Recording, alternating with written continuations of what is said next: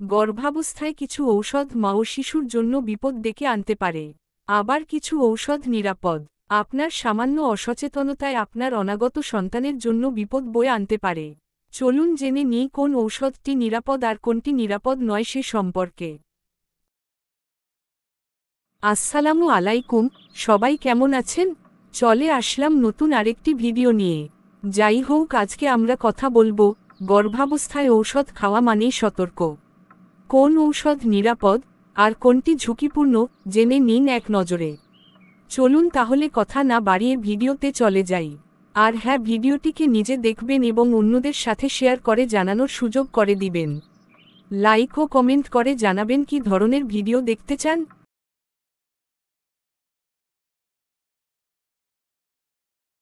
নিরাপদ ঔষধ যেমন প্যারাসিটামল, জ্বর ও ব্যথার জন্য অ্যান্টাসিড, গ্যাস্ট্রিক বা অম্লতা দূর করতে প্রিনেটাল ভিটামিনস, ফোলিক অ্যাসিড ও আয়রন একদম দরকারি।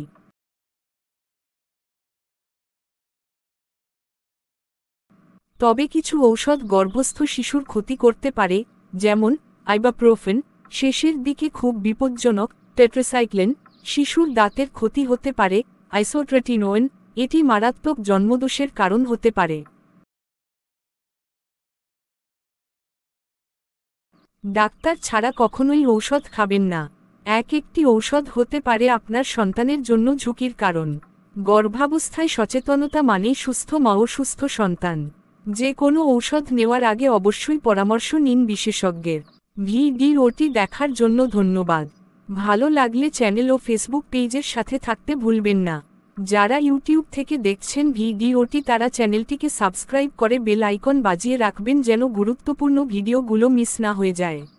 যারা ফেসবুক থেকে দেখবেন তারা পেজটিকে ফলো ও লাইক করে রাখবেন।